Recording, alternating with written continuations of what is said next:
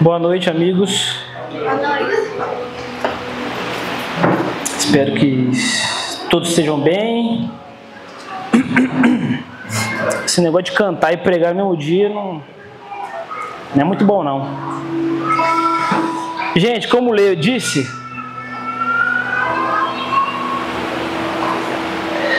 a gente vai começar uma nova série hoje sobre adoração. Vocês estão animados, gente?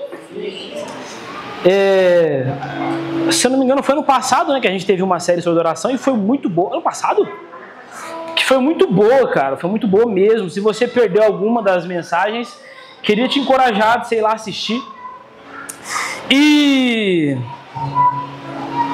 pra falar sobre esse tema, quem que vai pregar aqui, né? Nós estamos lendo um livro chamado exatamente A Próxima Onda, do Bob Sorg. Que, cara, pelo menos o capítulo que eu li é sensacional, assim. Mas você pode se perguntar, mas Gi, por que a gente vai fazer? Todo ano a gente vai falar sobre adoração. Tipo, todo ano a gente vai repetir as mesmas coisas? Sim e não. Sim, por quê? Porque adoração é um tema crucial para a CMD. E não porque existe muita coisa para a gente caminhar ainda sobre o tema adoração, sobre o entendimento de adoração. Por quê? Quando a gente olha para o tema de adoração, a gente não pode pensar que adoração é um tema simplesmente eclesiástico. Porque quando a gente olha para a igreja hoje, você olha assim, para a CMD hoje, a única coisa que não vai acabar, a única coisa que não vai passar é a adoração. Então, por exemplo, quando o Senhor Jesus Cristo aparecer nos céus, rasgar os céus e a Nova Jerusalém descer na terra, não haverá mais pregação. Não vai ter mais necessidade de Deus subir aqui em cima, ou lá em Jerusalém, deve ser massa, né? Pregar em Jerusalém, e ficar pregando. Por quê, gente? Porque o Deus encarnado vai estar na sua frente. Então a revelação que nós tentamos aqui todo domingo perscutir, descobrir e falar para vocês, a revelação ela vai estar perfeitamente na nossa frente. E aí Paulo vai me garantir que eu o conhecerei, que eu o verei como ele me vê, como ele me conhece. Então a pregação não vai ser mais necessária. A oração, quando eu venho aqui, eu oro pela Vanes, oh Deus, abençoa a Vanes, oh Deus, cura a Vanes, oh Deus, multiplica o dinheiro da Vanes. Recebe, Vanes, a Vanes não quer não. Multiplica o dinheiro do Leandro, Deus. Quem quer multiplicação? A igreja acorda, né? Quem quer jejuar agora? Tô brincando. Esse tipo de oração não vai ser mais necessária. Por quê, gente? Porque o que é perfeito vai estar entre nós. Então, a única coisa que nós fazemos hoje e faremos também na glória é a adoração. Vocês estão aqui, gente? Então, adoração não é um assunto eclesiástico. Adoração é um assunto eterno. Eu queria que vocês repetissem comigo. Adoração é um assunto eterno. E se adoração é um assunto eterno, nós precisaremos da eternidade inteira para adorar a Deus como Ele é digno. Então, vem comigo. Existe em Deus uma dignidade, uma majestade. Existe um Salmos que diz que existe uma glória que é devida a Deus. Então, a nossa adoração de hoje, nós estamos tentando corresponder à dignidade do Senhor. Então, meus irmãos, quando nós estamos aqui, levantando nossas mãos, adorando ao Senhor, gritando, pulando, berrando, batendo a cabeça na cadeira, nós estamos simplesmente tentando, e às vezes falhando miseravelmente, tentando dizer para o Senhor, de maneira correta, aquilo que Ele é digno, responder aquilo que Ele é, dizer para Ele com nossos louvores aquilo que Ele é, daquilo que Ele é digno. Então, adoração não é um assunto que vai ter fim. A pregação do Evangelho vai ter fim um dia. As orações vão ter fim um dia. Mas a adoração é algo que não vai ter fim. Porque quando nós pegamos Ah, Gi, da onde você tirou isso, né? Que a adoração é assunto eterno. Quando nós pegamos a visão de João no Apocalipse, ele lá na ilha de Patmos, ele vê tudo. Ele vê o final de tudo. O que João está vendo ali é a realidade do que está acontecendo no sobrenatural, na eternidade. E aí João ele poderia falar sobre 1 milhão de coisas. Porque pensa bem, cara, pensa bem, os seus olhos são abertos assim, e você começa a ver o trono de Deus, você começa a ver os seres viventes, você começa a ver o Cordeiro, a destra do Deus Pai, e você vê todo o cenário dos céus. Então João ele poderia descrever 1 milhão de coisas. Mas o que João faz questão de descrever é que existe adoração no céu. Existe a adoração no céu. A realidade celestial hoje João nos garante que aonde Deus está agora tem adoração. Então, se aonde Deus está agora tem adoração, a adoração para nós como igreja é um assunto muito importante. Então eu gostaria de verdade, gente, que a gente se entregasse os nossos corações para que o Senhor ministrasse os nossos corações, amém? Abre sua Bíblia comigo.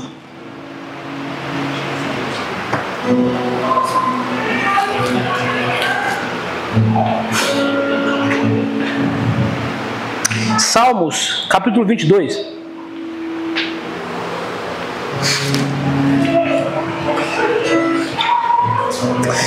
Antes da gente ler o texto, então a gente olhou para a eternidade e a gente viu que na eternidade existe adoração o tempo todo. Na eternidade passada, na presente e na futura, Deus está sendo adorado. Por quê? Porque Deus é carente? Não, porque Ele é digno. Meus irmãos, acho que a primeira coisa que nós temos que entender sobre adoração é que nós não adoramos um ser que é carente dela. Então, quando eu adoro a Deus, não é Deus que precisa da minha adoração. É eu, como indivíduo, que necessito adorar. Vamos lá, gente. Vocês estão comigo ou não? Sim. Então, a adoração não é para Deus se manter majestoso. A adoração que eu dou a Deus não é para que a fama dele continue intacta. Não, não, não. A adoração é algo que está totalmente ligado à minha sobrevivência. Eu como cristão, eu como filho de Deus, eu necessito adorar a Jesus. Então, todos aqueles que não adoram a Jesus estão com problema de fabricação. Nossa, parece um pregador, né? Pentecostal, os irmãos conhecem. E aí, nós olhamos para a eternidade, nós vemos isso. Só que agora nós vamos olhar para o Gênesis, porque nós aprendemos sempre que quando nós queremos aprender sobre alguma coisa, nós temos que olhar lá na primeira menção, lá onde tudo começou. E eu sempre lembro do Gabs que toda pregação que ele vai fazer, ele começa no Gênesis. Começar a imitar ele, porque é sábio. E aí quando a gente olha para o Gênesis, a gente vai começar a ver alguns fundamentos de adoração que que Deus já começa a traçar na criação para a gente aprender. E mais um fundamento aqui, os 3 exemplos que eu vou dar, lá de Gênesis, nenhum deles fala sobre música. Então, o primeiro princípio é que a adoração também é louvor, também é música, mas não é só isso. Então, nós vamos falar sobre 3 personagens. Primeiro personagem é Noé. Gente, tem bastante coisa para falar, então eu vou falar meio rápido, tá bom? Se vocês perderem, depois eu passo meu esboço. Primeiro personagem é Noé.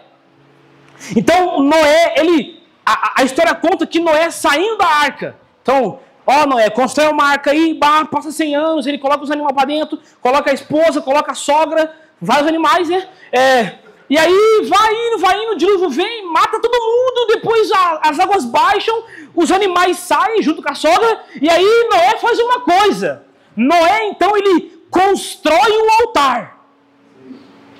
Presta atenção. Noé, depois que passa pelo dilúvio, depois que passa pela tribulação, Noé constrói um altar. Então, o primeiro fundamento de adoração é construir algo. Construir um altar. Logo depois a gente vai ver Caim e Abel. Caim e Abel, 2 irmãos, estava lá trabalhando, que não sei o quê. E aí ele fala assim, vou dar uma oferta para Deus. Então Caim vem, dá uma oferta, Deus não se agrada. Abel vem, dá uma oferta que Deus se agrada. E aí, o fundamento de Caim e Abel é que eles oferecem algo a Deus. Então vamos recapitular. Noé, nós aprendemos que adoração é construir algo. Caim e Abel, nós aprendemos que adoração é oferecer algo a Deus. Vocês estão comigo, gente? E aí nós vamos para o terceiro personagem, que é Abraão. Abraão, Gênesis 22, se eu não me engano, Abraão ganha a promessa de Deus, que era o filho Isaac. Então Deus fala assim, olha, a promessa que demorou tanto na sua vida, eu vou te dar. Toma o seu filho, o Isaac, o filho da promessa. Só que depois de passado um tempo, Deus fala assim, Abraão, sabe a promessa? Eu quero de volta. E aí, Abraão, ele pega a sua promessa, ele pega o seu filho, e ele vai caminhando para o Monte Moriá. Chega no Monte Moriá, ele fala assim para os servos assim, olha, fiquem aqui, porque eu e o menino vamos subir. E tendo adorado, nós desceremos. Meu Deus, que é isso? Então, o terceiro fundamento que eu aprendo com Abraão é a disposição de sacrificar. Então, Noé me ensina a construir um altar. Caim e Abel me ensina que adoração é oferecer algo a Deus. E Abraão me ensina que sem disposição de sacrifício não existe a adoração. Sabe, Abraão, meus irmãos, eu acho que é uma das histórias que mais me toca, assim, porque eu ainda não sou pai, mas a gente tem bastante agora, antes de ninguém, né? A gente tem bastante pais aqui. E às vezes a gente passa pela história de Abraão como se fosse uma coisa tipo muito bonita, muito bela. Mas, meus irmãos, imagine a disposição desse homem. A disposição da obediência. A disposição de crer na ressurreição. A disposição de, eu não entendo, mas eu vou fazer. Porque quem pediu não foi um Deus mau, foi um Deus bom. E aí, o mesmo entendimento que caiu sobre Jó, talvez estava sobre Abraão. Deus me deu, Deus tomou, bendito seja o nome do Senhor. Sabe, meus irmãos, a adoração não depende do que você tem. Muitas das vezes, a adoração vai depender do que você não tem. Cara, isso aqui é muito pentecostal. Quando eu tenho, eu adoro. Quando eu não tenho, eu adoro também. Então, esses três fundamentos, construir algo, oferecer algo a Deus e a disposição do sacrifício, são três fundamentos que desde lá do Gênesis está acompanhando o quê? Acompanhando o entendimento do que é adoração. Agora vamos lá. Gi, na prática, o que é isso? Igual eu disse, adoração também é louvor, mas eu queria falar agora exclusivamente sobre louvor. Noé me ensina que eu preciso construir algo, que eu preciso construir um altar. Mas, irmãos, quando nós chegamos na igreja, quando nós entramos aqui dentro, nós precisamos ter a disposição e o entendimento que a adoração ao Senhor demanda uma construção. Gi, que construção é essa? Você precisa construir na sua mentalidade o desejo de eu estou aqui para adorar única e exclusivamente Jesus. O que isso quer dizer? Isso quer dizer que eu preciso prestar atenção no que Deus está fazendo. Eu preciso forçar a minha alma, fechar os meus olhos e pedir, Espírito Santo, por favor, me livre das distrações. Espírito Santo, por favor, conduza bem a sua igreja. Espírito Santo, por favor, venha sobre nós. Isso eu estou construindo um altar. O segundo fundamento você precisa oferecer algo. Meus irmãos, eu já falei isso aqui algumas vezes. Nós temos a síndrome de achar que a igreja é um restaurante self-service, onde você vem aqui com o seu pratinho e começa a pegar o que você quer. Então, se a adoração não é do seu gosto musical, não é do seu jeito, você não adora. Meu Deus. Mas cultuar ao Senhor não é receber algo dele, é dar algo para ele. O que é culto? Culto é, eu estou entregando algo ao Senhor. Então, quando nós entramos na CMD, nós não entramos com um olhar de julgamento, tipo, olha, o microfone está alto, o microfone está baixo, fulano errou o acorde, pode acontecer, cara, mas O desejo da minha alma não é ser, não é receber algo de Deus. A G gosta muito de uma frase que é: o melhor de Deus não vai vir, o melhor de Deus já veio. Então, se eu já tenho Cristo, a minha adoração agora, o meu culto agora é: eu dou algo ao Senhor. Então, a primeira pergunta da noite é: e aí, cara? Hoje, dia 2 de março. É dia 2 hoje, né? Dia 2 de março. Quando você entrou aqui, você começou a construir um altar? E se Caim e Abel nos ensinam que a adoração é oferecer algo, você ofereceu algo a Deus hoje? No louvor? Sabe? E se você ofereceu, porque às vezes a gente de verdade acha que Deus é carente, que Deus ele aceita qualquer coisa. Se você ofereceu, e aí, cara, você é Caim ou você é Abel? Deus. Será que Deus se orgulhou? Tipo, olha o meu filho, olha que cheiro bom. Ou será que Deus, como Caim, rejeitou a sua oferta? Porque, meus irmãos, Deus não é um mendigo. Deus não está desesperado, correndo atrás de você para que Ele seja adorado. O fundamento da oração é: Deus é digno. Existe uma glória que é devida a Deus. E o terceiro fundamento, na prática,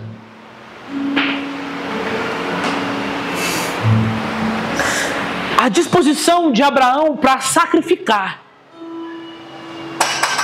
A gente aprendeu na última série sobre adoração que, cara, adoração não é do jeito que você quer. Eu vou falar disso mais para frente na mensagem, mas não é como você quer, não é como você pensa, não é o jeito que você acha que é. Existe uma forma, existe um padrão, existe algo que Deus requer da igreja. E aí, nós temos a extrema dificuldade de uma coisinha que Abraão também tinha, que era obediência imediata.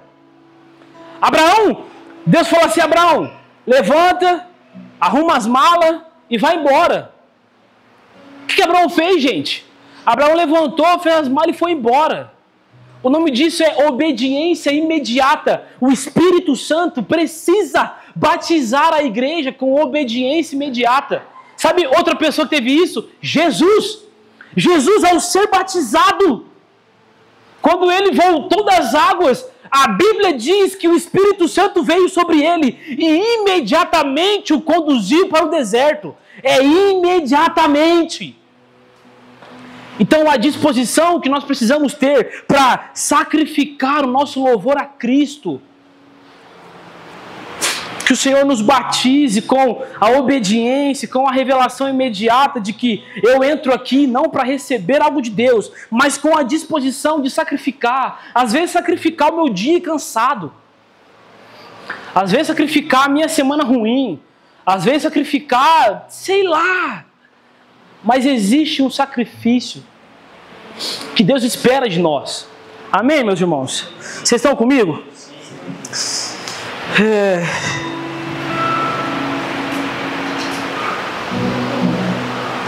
Então, o primeiro ponto da importância da adoração é isso, é porque ela é eterna, porque ela nos move. E o segundo ponto é porque a nossa adoração revela o nosso propósito de vida.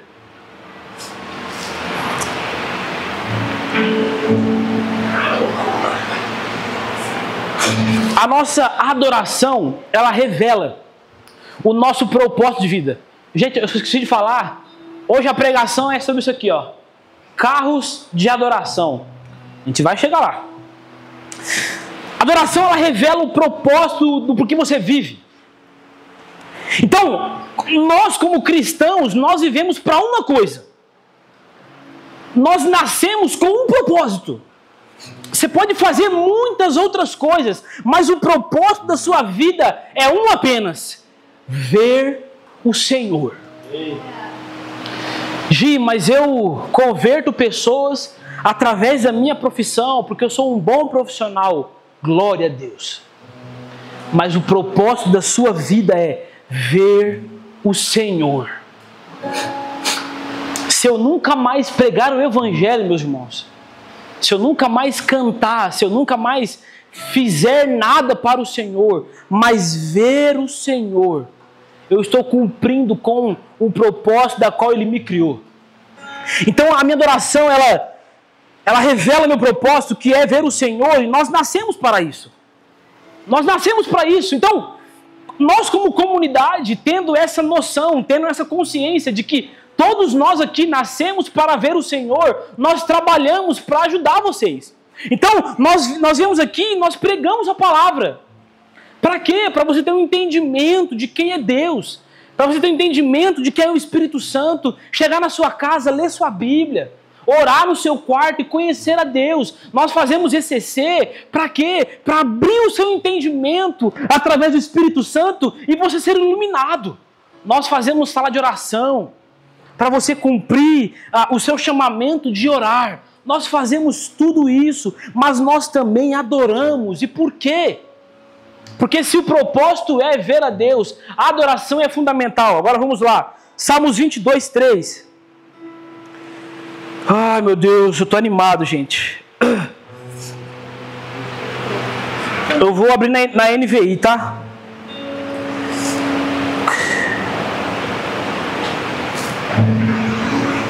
Salmos 22, 3, está escrito assim: Tu, porém, és santo, entronizado entre os louvores de Israel, ou os louvores do seu povo. Então, Salmos habita. Em outras versões, eu acho que nessa aqui mesmo fala, que Deus está entronizado no meio dos louvores. Então nós entendemos que a única maneira de fazer com que Deus estabeleça o seu trono sobre nós, o seu trono na comunidade, é através dos louvores. E eu falei para Gê, enquanto eu montava o sermão, eu falei, cara, eu estou com muita dificuldade de... Porque o capítulo que eu li parecia que ele ensinava muito quem ministra, né? Muito quem está aqui na frente ministrando. Eu falei, eu não estou conseguindo abrir isso para a igreja, parece. Só que aqui existe um sofisma, eu acho, na nossa mente, de que tudo que a gente fala sobre louvor e adoração, nós falamos, isso aí é para quem ministra.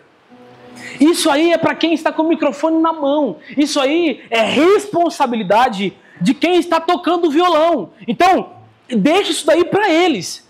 Só que aí Salmos 22 está dizendo, se o propósito da sua vida é ver o Senhor, Ele habita no meio dos louvores. Meus irmãos, eu tenho tentado ler os mesmos versículos que eu sempre li na vida e ficar tipo assim, Espírito Santo, não deixa eu ver isso daqui como algo comum de novo. E eu fico olhando para o versículo, eu fico lendo, eu fico relendo, e eu olho de novo, e eu oro, e eu penso. Por quê? Às vezes nós passamos direto. A afirmação das Escrituras é: Deus habita no meio dos louvores.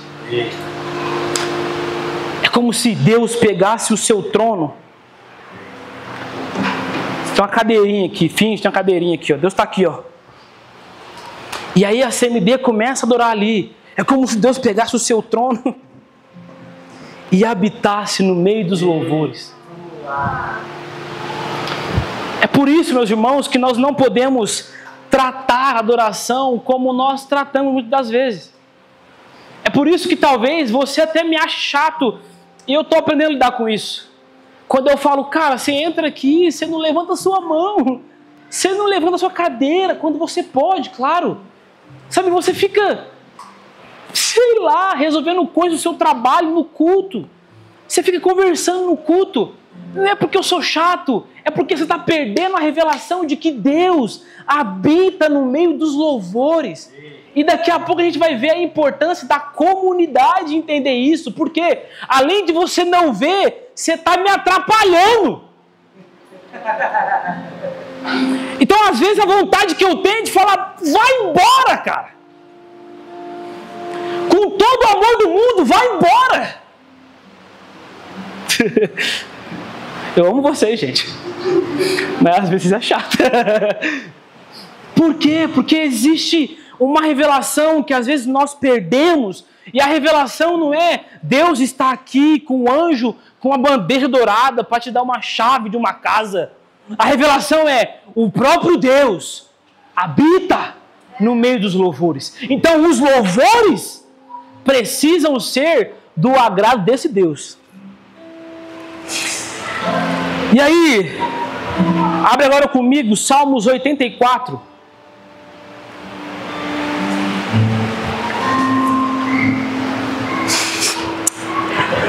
Gente, tá fazendo sentido? Glória a Deus. Cara, Salmos 84.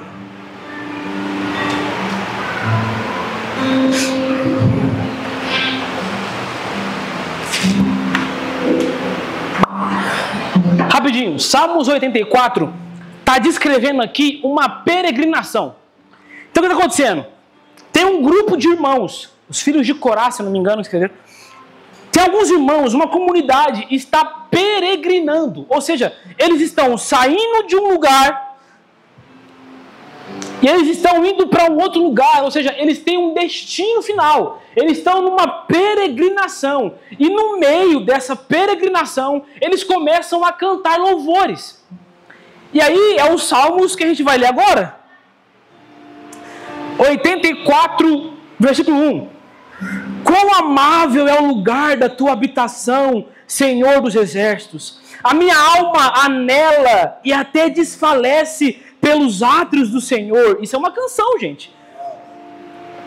O meu coração e o meu corpo cantam de alegria ao Deus vivo. Até um pardal achou um lar, e a andorinha um ninho para si, para abrigar os seus filhotes, e um lugar perto do teu altar, ó Senhor dos exércitos, meu Rei e Deus meu. Bem-aventurados os que habitam na tua casa, louvam-te sem cessar. Versículo 5, bem-aventurado os que em ti encontram força, e os que são peregrinos de coração. Ao passarem pelo vale de Bacá, fazem dele um lugar de fontes. As chuvas de outono também o enchem de cisternas. Vamos pausar aqui. A maior diferença, meus irmãos, a maior característica, na verdade, de uma peregrinação é que ela tem um começo, ela tem um meio, que é a jornada, mas ela tem um destino. Então, o que define uma peregrinação? É alguém que sai daqui e sabe que vai para Caxambu. Isso é peregrinação. Eu estou me movendo, me mudando, me movimentando. E aí, para a gente entender na prática da adoração, existe uma grande diferença entre um peregrino e um andarilho. Qual é a diferença, Gi? O peregrino, ele sai daqui esperando chegar ali. Ou seja, ele tem um objetivo. O andarilho, ele sai sem destino. Ele sai andando por aí e ele não tem um alvo fixo. Esse aqui é o andarilho. Só que aí, beleza. Gi, então nós somos peregrinos. Agora vamos lá, gente. Falando sobre louvor. Tudo bem? Vocês estão aqui, gente? Sim. Sobre louvor. Quando a gente começa aqui, tu és santo, a gente começou a nossa jornada. Santo, santo é. Só que vocês lembram que o peregrino ele tem um destino final. Agora a pergunta é: qual é o nosso destino? Já que somos peregrinos, quando começamos a adorar ao Senhor, qual é o nosso destino final? E aí a gente vai ler agora. O versículo 7 vai falar o seguinte: prosseguem o caminho de força em força, até que cada um se apresente a Deus em Sião. Então, o objetivo da peregrinação não é ficar andando por aí, porque isso é andarilho. O objetivo da peregrinação é eu começar em um lugar, fazer uma jornada e me apresentar diante de Deus em Sião. Então, quando eu começo no louvor aqui, eu não posso ficar variando, cara. Eu preciso chegar em algum lugar. Porque senão eu fui simplesmente um andarilho no louvor. Gente, às vezes eu tô com a bexiga estourando aqui na frente. Eu quero muito ir no banheiro. Mas eu fico assim, e se eu for e a peregrinação andar muito rápido? Sabe, acontecia uma coisa engraçada. Quando eu trabalhava no posto, eu saía do posto 7 horas da noite. E eu falava, cara, eu vou pro culto. Aí eu tinha um banheirinho lá, né, Léo? 2x2 assim, me trocava correndo. Às vezes não dava nem tempo de se trocar. Eu vinha cheirando gasolina mesmo. Os irmãos meio bêbados assim, achando que era o Espírito Santo. Era nada, era cheiro de gasolina. Só que quando eu chegava aqui, o rio de Deus já estava em movimento. E eu ficava tipo assim, o que está acontecendo? Aí eu entrava, ô Senhor, leva eu também. E era aquela coisa ruim, sabe? Parece que não entrava. Por quê? Porque a peregrinação estava indo para um destino e eu era um andarilho. Eu não sabia para onde nós estávamos indo. Meus irmãos, eu estou falando de coisas espirituais aqui, amém? Vocês estão comigo? Sim. Então, a diferença de aonde você vai chegar na adoração é quem que você é, cara. Você é um constante andarilho que vem aqui os domingos, ou você faz parte da comunidade e é um peregrino junto conosco, que nós saímos de um lugar e o nosso destino é o quê? Versículo 7. Encontrar o Senhor diante da sua face em Sião.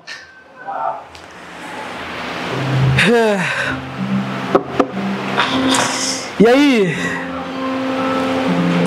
sabe, eu não sei se vocês já perceberam, mas, cara, eu vou precisar de outro, eu acho. Tem alguns cultos que parece que não rola, não é? Ou é só eu? Parece que tá travado, parece que tipo, nossa.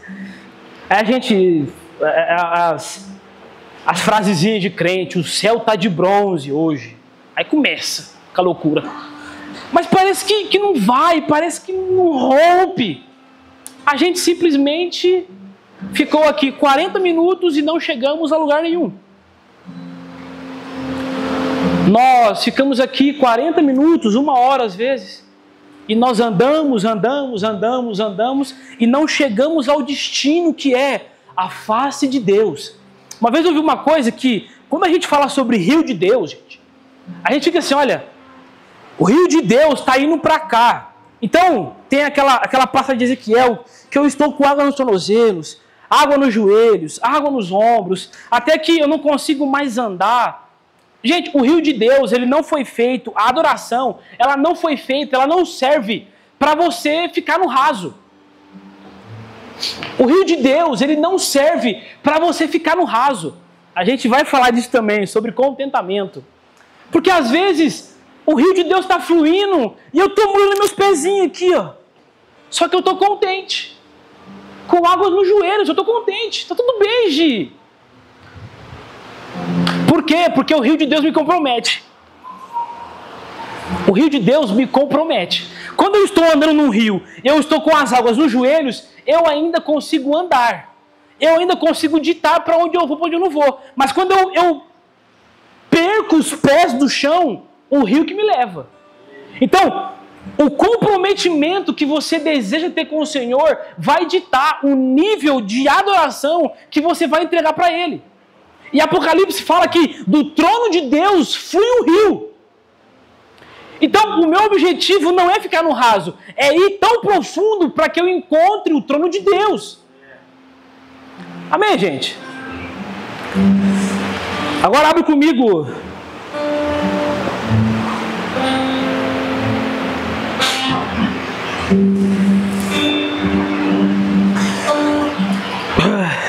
A gente vai entrar de fato agora na mensagem que me foi proposto aqui.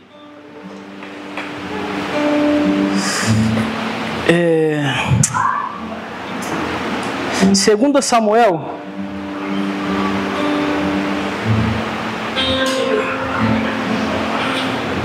Segunda Samuel 6:1.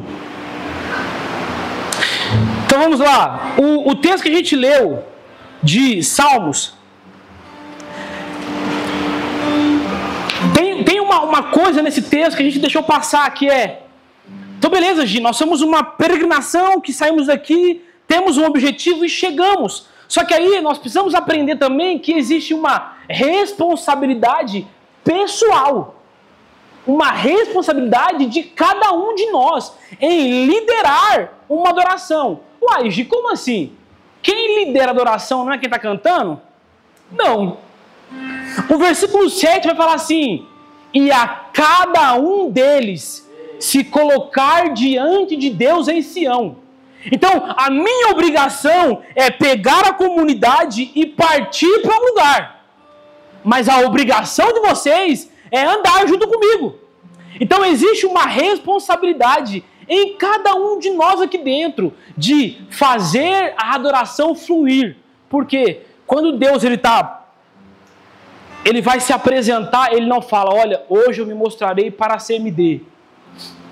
Nós somos sim uma comunidade, somos sim uma família.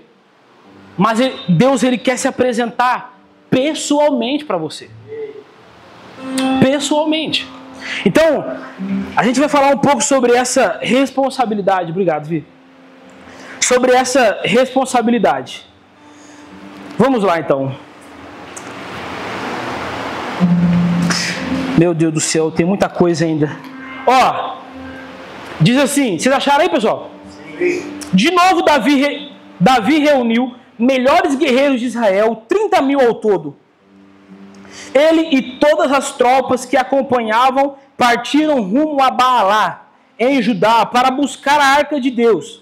A arca sobre a qual é invocado o nome do Senhor dos Exércitos, cujo trono está entre os querubins sobre a arca.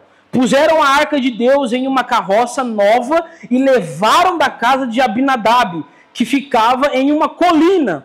Uzá e Aiô, filhos de Abinadab, conduziam a carroça com a arca de Deus. Aiô andava na frente dela. Davi e todos os israelitas celebravam com grande entusiasmo diante do Senhor ao som de canções, harpas, liras, tamborins, chocalhos e símbolos. Quando chegaram à eira de Nacon, Uzá esticou o braço e, segurando a arca de Deus, porque os bois haviam tropeçados, a ira do Senhor se acendeu contra Uzá, e por esse ato de irreverência, por isso Deus o feriu, e ele morreu ali mesmo, ao lado da arca de Deus. Meus irmãos, rapidinho, o que está acontecendo aqui? Israelitas e filisteus, guerra brava, os caras se odiavam. E aí teve uma guerra, uma batalha que os filisteus invadiram Israel. Antes os israelitas estavam perdendo a guerra, perdendo a batalha. Então o que eles falaram? Mano, se a arca de Deus é a presença de Deus, vamos levar a arca para o campo de batalha. E eles fizeram isso como um amuleto. Vai dar sorte. Só que o que aconteceu? Os filisteus veio, matou os caras, pegaram a arca de Deus e levaram embora. E aí, aconteceu que a arca de Deus começou a causar pragas e doenças nos filisteus. Então, a presença da arca de Deus na terra dos filisteus começou a causar doença neles. O Deus deles começou a cair diante da arca. Então eles disseram assim: olha, isso aqui é uma praga, vamos mandar embora. Então, olha o que eles fizeram. Pegaram a arca de Deus, colocaram em carroças, amarraram em vacas e bateram assim na vaca assim, ó. Ou seja, não tinha guia. A carroça não tinha um humano lá conduzindo. Eles colocaram a arca numa carroça com 2 vacas e liberaram a carroça. E a carroça com as 2 vacas foram direto para Israel. Meu Deus. Vamos lá. Então, nós cremos que Deus conduziu aquelas 2 vacas, trazendo de volta a arca para Israel. Passou-se um tempo, Davi então é rei agora. E ele diz: eu preciso buscar a arca do Senhor, que é a arca da presença. Então Davi reúne uma galera e parte para onde a arca está. Chegando lá, Davi fala assim: olha, vamos levar embora para Israel de volta a arca. O que Davi faz? Pega a arca, coloca numa carroça, amarra em bois, Uzá e Aiô. Olha que nome incrível, Aiô. Meu Deus. Uzá e Aiô estão conduzindo a arca. E aí é onde a gente chegou aqui no texto. Os bois trupicou, porque era uma colina. os bois trupicou, Uzá, numa boa intenção, foi tentar segurar a arca de Deus para não cair, e Deus matou Uzá. Deus matou Uzá. E aí, eu acho que agora começa o drama da mensagem, porque não é possível que todo mundo que leu isso daqui não se perguntou por que Deus matou Uzá? Por que Uzá morreu, meu Deus do céu? E aí a gente vai começar a entrar na palavra, porque Deus matou Uzá pela desobediência de Davi. Em Números 4, do 11 ao 15, Deus está falando com Moisés, falando assim: Moisés, eu vou falar para vocês como vocês devem carregar os objetos sagrados. E a ordem de Deus é, quando vocês forem carregar a arca, pega 2 varas assim, ó, coloca na arca e coloca sobre os ombros de vocês. Pegue os levitas e leve sobre os ombros. Então Davi, desobedecendo a Deus, colocou a arca sobre bois, então Uzá morreu. Então a primeira coisa que a gente aprende aqui é, que a gente falou, a adoração não é como eu quero. Vocês têm noção disso, gente? Deus matou um homem porque esse homem não seguiu o padrão que ele queria. Só que o nosso problema é que ninguém morre mais. Depois que descobrimos qual é o padrão de Deus, tá tudo bem descobrir, porque ninguém morre mais. Mas o nosso problema, meus irmãos, é que nós não percebemos que a cada dia que não cumprimos com as ordenanças de Deus, uma parte de nós vai morrendo. Então Deus mata Uzá porque Davi desobedeceu o Senhor. E aí, Davi aqui é uma expressão, na verdade, a gente pode olhar para Davi e aprender a como não fazer. Por quê, gente? Davi ele foi preguiçoso, talvez, de examinar as Escrituras e procurar saber como Deus queria que as coisas fossem transportadas. Então, às vezes, a gente faz as coisas para Deus sem consultar o próprio Deus. Meus irmãos, não sejamos. Desculpa, Léo. Desculpa. Não sejamos preguiçosos. Não sejamos preguiçosos. Talvez a gente tenha levado e tido alguns pecados como tudo bem. E a preguiça é um deles. Não está tudo bem ser preguiçoso, inclusive para adorar ao Senhor. Vocês estão aqui ainda? Vai ficar bom, eu prometo. Então, Davi, ao invés de buscar a referência na palavra do Senhor, de como carregar a arca, ele preferiu muito mais fácil usar os métodos dos filisteus. Não, os filisteus, cara, colocou na arca e Deus não conduziu lá para Israel. Vamos pôr nos carros de boi também. Então Davi, ele copiou e colou um método dos filisteus. Só que, abre comigo em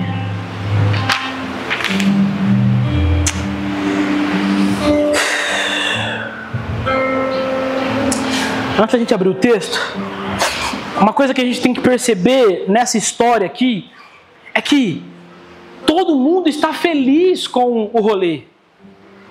O texto vai me falar que Davi está dançando, que Davi está exultando porque a arca está sendo levada de volta para a terra de Deus. Então todo mundo está satisfeito com a adoração, menos Deus. E enquanto eu escrevi isso aqui, eu falava: meu Deus, será que nós como CMD estamos nos alegrando? Caraca, olha que igreja incrível, a nossa adoração é incrível, então todo mundo está satisfeito, mas e Deus? Será que Deus está satisfeito conosco? Porque Davi estava feliz, porque levar a arca no carro de boi, meus irmãos, é mais rápido e mais barato. Falta de comprometimento. Os levitas estavam incríveis, por quê? Eu não vou ter que carregar esse trem nas minhas costas. Falta de comprometimento. A comunidade estava incrível de felicidade, porque a arca de Deus está voltando, ou seja, teremos vitória. Falta de propósito. Então todo mundo estava feliz, menos Deus. E feliz pelo motivo errado. Então Deus vai e intervém na situação. E aí, nós aprendemos também que para Deus o como importa. Para Deus o como fazemos as coisas importa. Só que eu tenho certeza que veio na ponta da sua língua falar assim: não, Gi, o que importa mesmo é a intenção do coração. A intenção do meu coração é que importa. Gente, sabe por que é mentira? Porque se o que valesse fosse a intenção, Uzá não teria morrido. Meu Deus! Se o que mais importa para o Senhor é a intenção do que eu estou fazendo e não como eu estou fazendo, Uzá não teria morrido. Afinal de contas, que intenção melhor de não deixar a arca cair? Então, o como nós fazemos as coisas importa para Deus. Deus é um Deus detalhista. E aí, o primeiro problema foi desobediência às Escrituras. O segundo problema, Davi ele transferiu a responsabilidade. Ombros na Bíblia fala sobre responsabilidade. Moisés recebe as instruções de Deus falando assim: olha, pega os levitas e coloca sobre os ombros. Isso está falando assim: olha, vocês precisam de responsabilidade para andar com as coisas de Deus. Então Davi ele transfere a responsabilidade de carregar as coisas. E aí, eu já falei, mas eu queria reforçar. Talvez você está ouvindo essa mensagem e você está igualzinho Davi. Essa responsabilidade não é minha. A responsabilidade de carregar a presença é do grupo de louvor. Então, meus irmãos, não transfira a responsabilidade. Carregue sobre os ombros. E aí, existe uma frase que diz o seguinte: adoração é o resultado de quem vê a Deus, mas também é a responsabilidade de quem deseja vê-lo. Vou repetir. Adoração é o resultado de quem vê a Deus, mas também é a responsabilidade de quem deseja vê-lo. Então, quando eu estou adorando ao Senhor, eu estou dizendo: olha, eu estou vendo isso no Senhor. Mas quando eu me responsabilizo pela adoração, eu estou dizendo: eu também quero ver ao Senhor. Mesmo que eu não esteja vendo, mesmo que meu irmãozinho não esteja pulando, a responsabilidade é minha. Eu vou carregar nos ombros isso. Por quê? Porque nós queremos ver a Deus. Lembra? O propósito da sua vida é ver ao Senhor. Ver a Deus. E aí, quando a gente olha lá para Apocalipse, para fundamentar isso daqui, quando a gente olha lá para Apocalipse, João tendo as visões, quando ele vê a questão da adoração, a gente vê no enredo ali que existe apenas um instrumento musical, que é a harpa. Na adoração celestial existe a harpa e só. Isso me leva a crer, não estou dizendo que é dogmático, que é bíblico, que é isso aqui mesmo, mas isso me leva a crer que a adoração celestial, ela é conduzida muito mais por vozes do que por instrumentos. Por quê, gente? A adoração celestial é uma adoração corporativa. Sabe uma coisa que João não vê nos céus? Um líder de adoração. João não vê alguém liderando a adoração nos céus. Porque adoração é o que eu estou vendo, eu estou cantando. E a pergunta é: o que você está vendo? Porque às vezes nós somos reféns do ministro de louvor, não na maldade, mas é porque você não vê nada. E aí vai cair na mensagem do Lê: você não é o coelho, não é? Cachorro. Gato. É o cachorro que corre?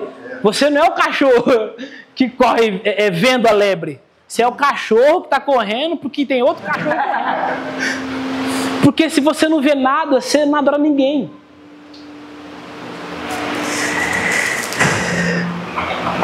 Vai ficar gostoso daqui a pouco.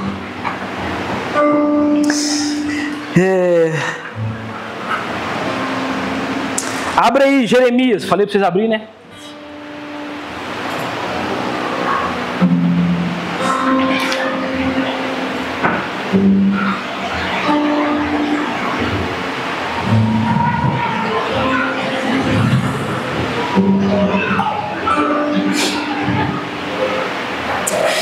E aí quando a gente começa, a gente vai ler já, mas quando a gente começa a ver a história de Davi ali, depois que Uzá morre, ele fica irritadíssimo com Deus. Ele fica bravo com Deus, porque Deus matou Uzá, só que aí ele vai e chama os sacerdotes, fala o que aconteceu, aí eles vão, prescruta as escrituras e aprende. E aí quando Davi começa a fazer o correto, ele pega a arca de Deus, coloca sobre os ombros dos levitas. E isso aqui é o mais louco. A cada 6 passos que eles davam, eles paravam tudo e Davi sacrificava ao Senhor. Aí sacrificava. Aí pegava tudo de novo, colocava nos ombros. Dava mais 6 passos, parava e sacrificava ao Senhor. E aí eu me peguei pensando, gente, é muito mais confortável levar a arca no carro do boi mesmo. Porque a adoração ao Senhor exige sacrifício, exige disposição. Você precisa gastar a sua vida. Sabe por que às vezes a adoração no culto não rola muito bem? É porque a sua vida não tem adoração. É porque a cada 6 passos da sua vida você não sacrifica. E aí você quer chegar aqui, quer que Deus rasgue os céus. Não vai rasgar. Amém? Amém. Glória a Deus. E qual que é o problema? Qual que é o grande problema de eu transferir então a responsabilidade e o sacrifício de carregar a arca para um carro de boi? O problema é que a procissão parecia tudo bem. Eu me apegar a um método e não sacrificar ao Senhor, eu chegar aqui na igreja e meio que me misturar na multidão e ao invés de adorar, assistir, parece que o ambiente está tudo bem. Sabe o que eu descobri, gente? Que da onde eles pegaram a arca até onde Uzá morreu, eles percorreram mais ou menos 20 quilômetros. Então, por mais ou menos 20 quilômetros, estava tudo bem. Não. Deus não está insatisfeito conosco. Está tudo bem. Então, até Uzá morrer, estava tudo bem. Por isso que nós não podemos transferir a sua responsabilidade de conduzir uma adoração a Deus.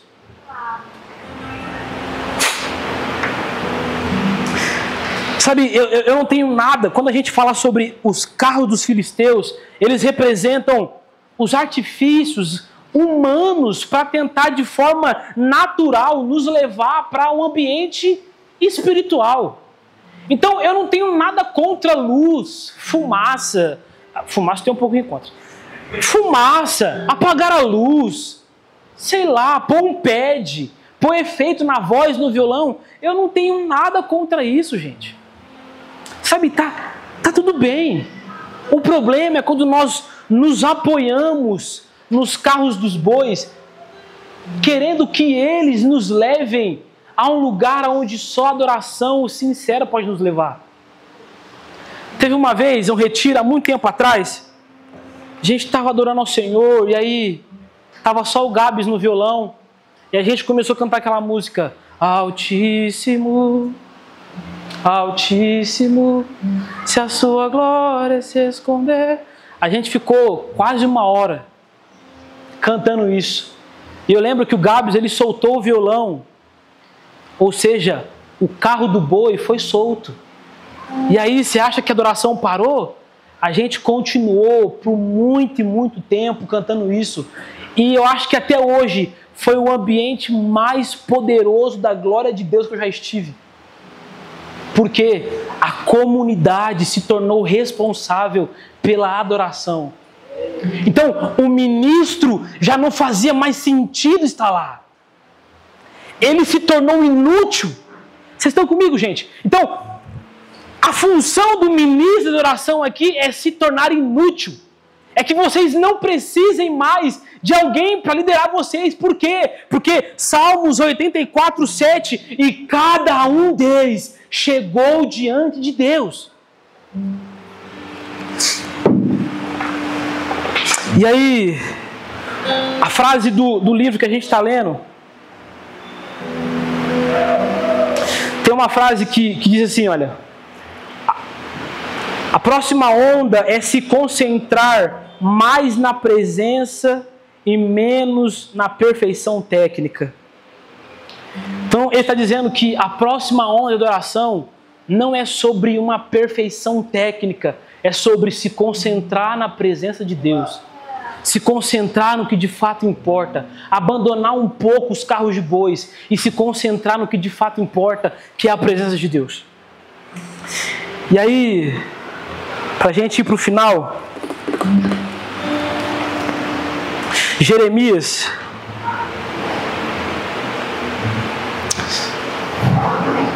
vocês estão felizes, gente? Sim. Hoje tem ceia ainda.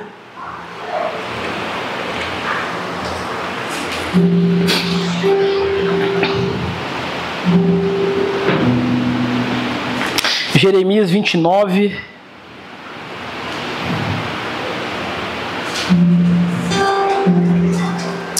Porque a gente está falando sobre adoração e sobre como carregar de fato, como atrair a presença de Deus de maneira correta.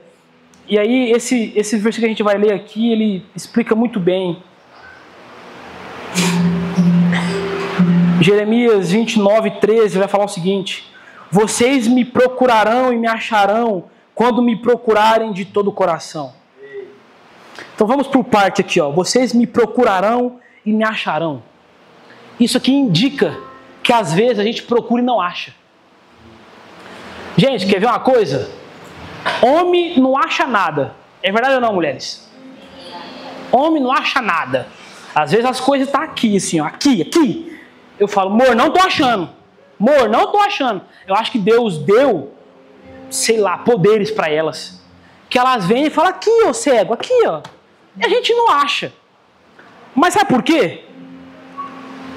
Vocês já tentaram procurar alguma coisa que vocês não têm interesse? A procura sempre vai ser superficial. Sempre vai ser mais ou menos. Tipo, procura. Não tô achando não. Deixa, não achei não. Mas experimenta perder o celular. Teve um dia, na casa da minha mãe ainda, eu perdi meu celular. Minha irmã pequenininha, que ela pegou e sei lá, jogou fora. Que eu não estava achando, meus irmãos. Eu revirei aquela casa. Eu estava procurando dentro da geladeira, assim, nos potes. Cadê meu celular? Por quê? Porque era importante para mim. Já pensou, você vai para uma cidade grande e perde o seu carro, Cleves. Você perde. Esqueci onde eu pus. Você fala assim, vou embora de trem. Vou embora de ônibus. Por quê? Porque aquilo que é valioso, você gasta tendo procurando. Então Deus está dizendo assim, olha, vocês me procurarão e me acharão. E aí, a próxima palavra é quando. É uma condição. Me procurarem de todo. Essa palavra todo aqui traz o sentido de plenitude de desejos.